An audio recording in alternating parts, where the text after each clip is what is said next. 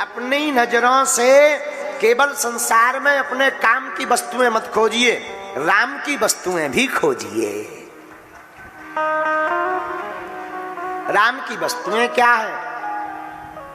देखो जरा सिलेक्टर उठाइएगा। आज हम आपको एक बढ़िया प्रयोग बताते हैं,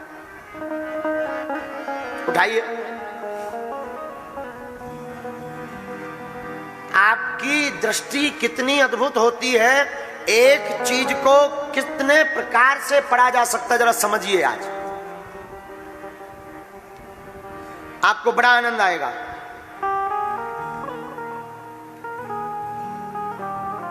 बोलो सीताराम, सीताराम, बोलो सीताराम, सीताराम। जरा कैमरा लाइए भैया। अच्छा वहीं से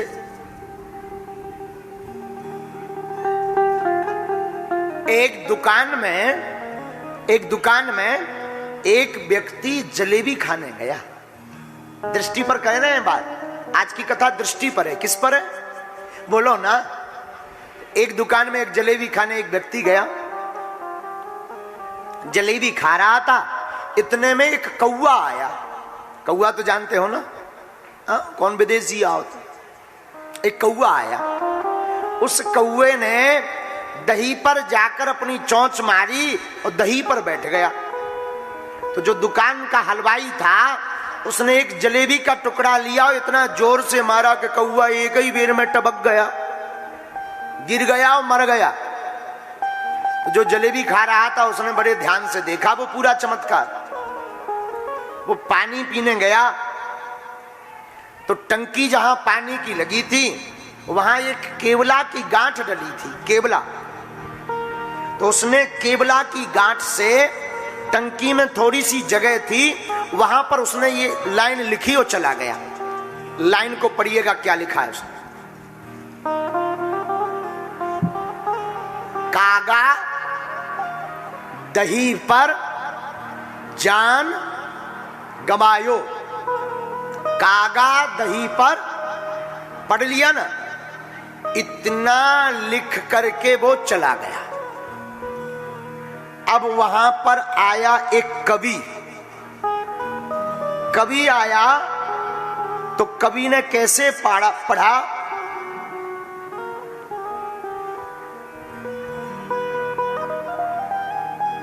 कवि ने पूरी जिंदगी लिखाई पढ़ाई में गुजार दी, आज तक हाथ कुछ नहीं लगा।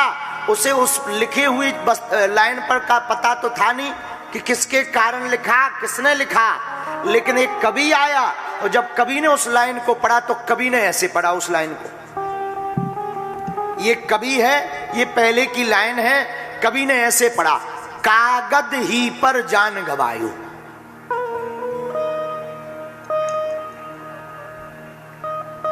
कवि ने पूरी जिंदगी कागज में निकाल दी, कागज में ही पूरी जिंदगी सब कुछ कर ली और आज मरणासन्न स्थिति हो गई। लिखा वही है, कागा दही पर जान गवायो। लेकिन कवि ने अपने मतलब की बात निकाली। बोले कुछ भी कहो, बात बहुत ऊंचे लेवल की लिखी। बोले क्या? कागज ही पर जान गवायो। कवि चला गया। अब तीसरा व्यक्ति आया। अब और बहुत आनंद की बात।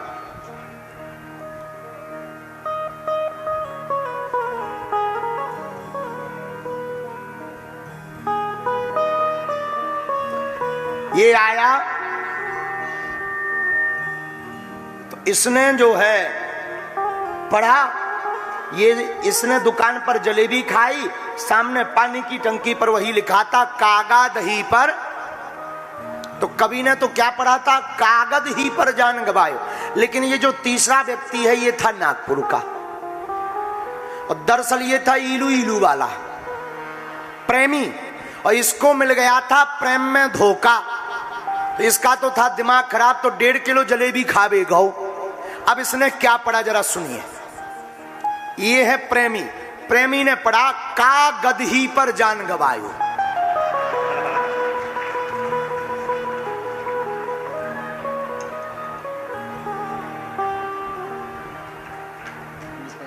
पढ़ लीजिएगा, कागा दही पर यहां से शुरू हुआ था।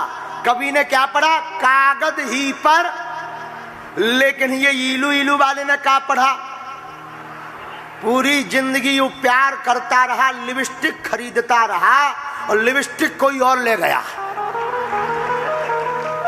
इसका दिमाग खराब था, आदमी था नागपुर का।